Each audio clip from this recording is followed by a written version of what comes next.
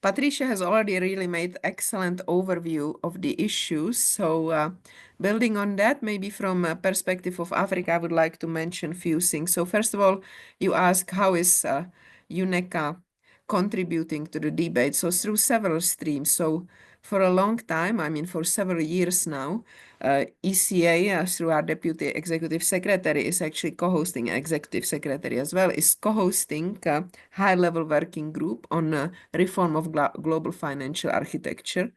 And this group is meeting at least twice a year, but often more often, and discussing basically, and consists of ministers of finance from Africa, and discusses some of the key challenges. So this is one venue. Then at the end of the last year, the Secretary General has created expert group on resolving the debt issue.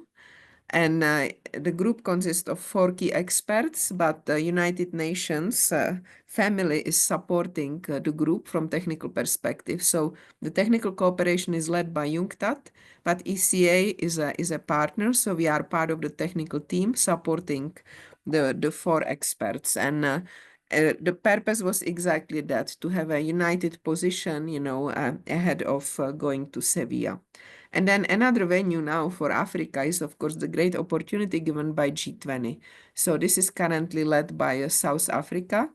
And South Africa has put the cost of capital and also resolving the debt, especially in low-income countries, as one of the key challenges and priorities for its presidency. Then maybe I can just mention, Patricia talked about, and I think that was very useful, about the entire cycle from the lending until the debt restructuring, should that be an issue. So maybe we can basically ask, what would be the intending outcomes that we would like to see, especially for African economies in the current setting?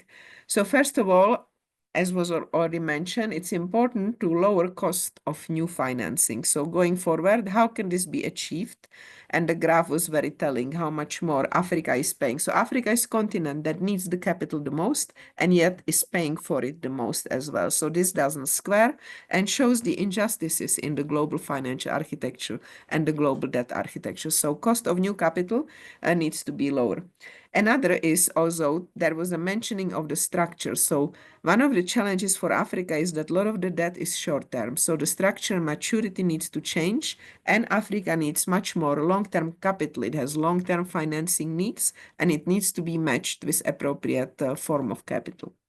Third one is reducing the service of cost service of the existing debt. So again, it showed how much actually countries these days are paying from their budgets to service the debt, and that this exceeds, outlays on health, key development outlays, health, education, infrastructure.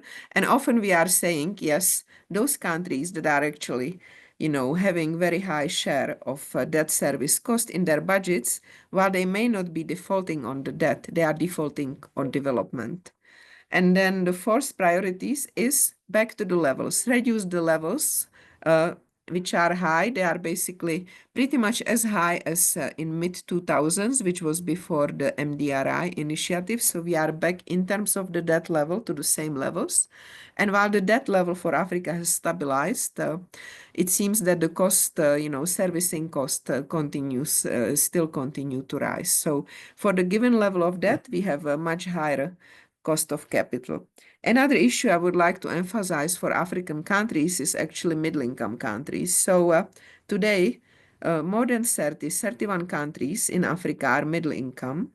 So that's more than a half. So this is a new challenge, and we expect more to come board in the next 5, maximum 10 years. So we often hear about the middle income trap. So we now have a middle income trap too. So almost overnight, if we take GDP as the only measure of development progress, so almost overnight or very rapidly, these middle income countries lose access to concessional financing.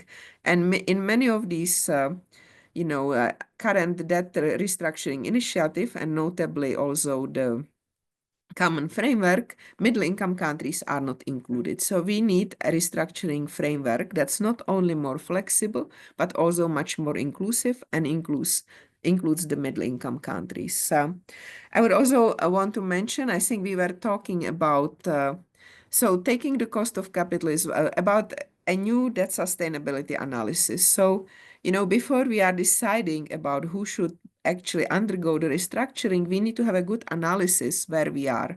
Is this a solvency issue? Is this a liquidity issue? And in the current world of, rapidly rising, sudden and unexpected shocks and often cascading crises, we actually need thresholds that are flexible.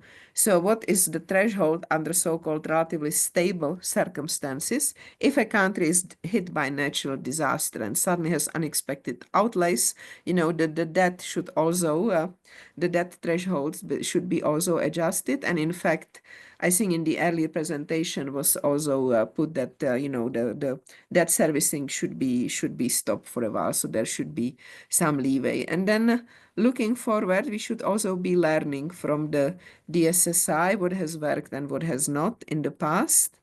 And we also know that there is an imbalance in power in the debt relationship. So we know that while the debtors are forming clubs, same needs to be done on the part of borrowers. So if the developing countries can stick together and find common ground and negotiate together, probably the outcomes will be much better for everyone.